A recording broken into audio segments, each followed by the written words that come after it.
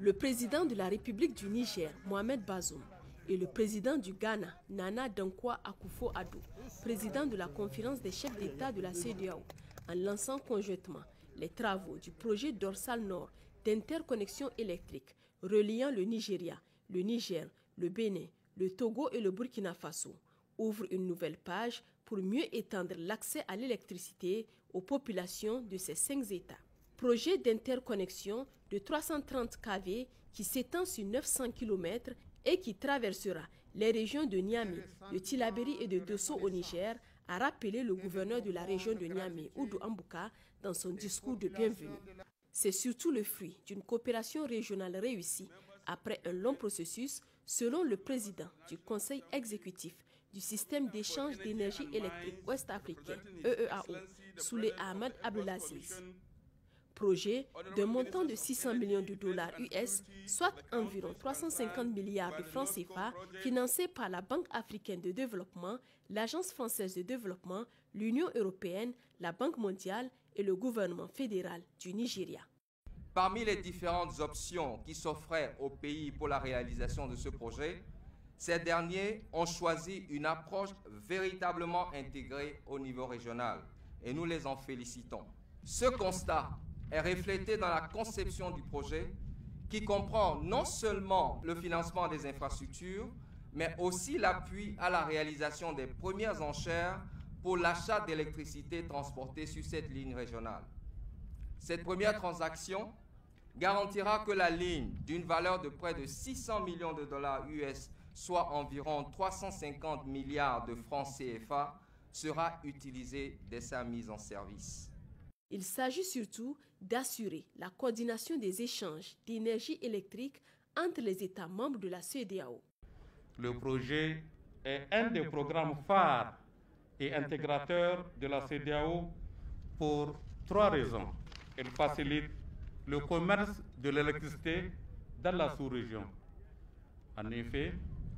ce projet permettra un échange d'énergie d'en moyenne 500 MW,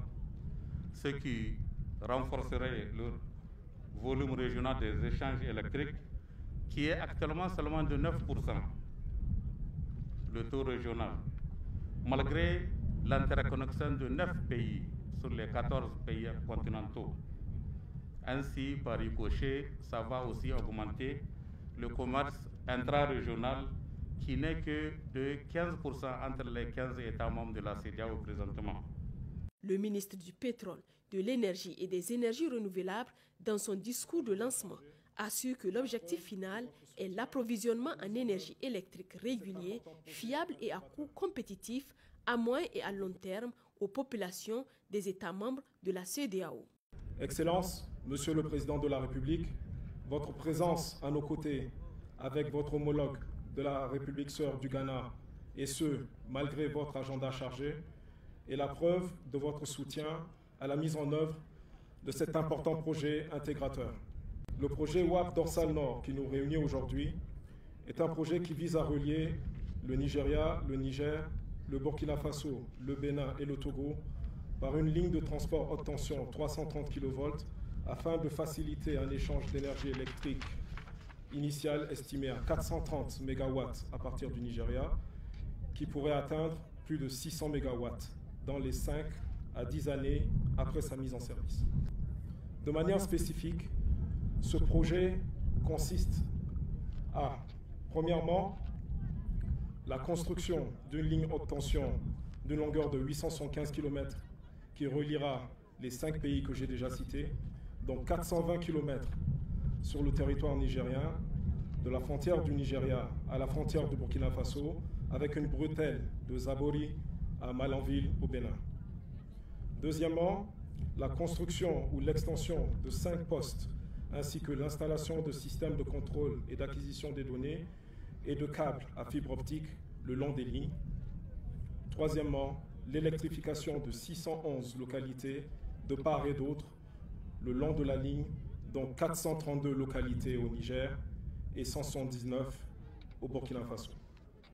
En dehors de la ligne de transport, le projet dorsal nord d'interconnexion électrique prévoit la mise en œuvre de plusieurs mesures d'atténuation environnementale et sociale, notamment des plans d'action de réinstallation, d'indemnisation des communautés affectées par le projet.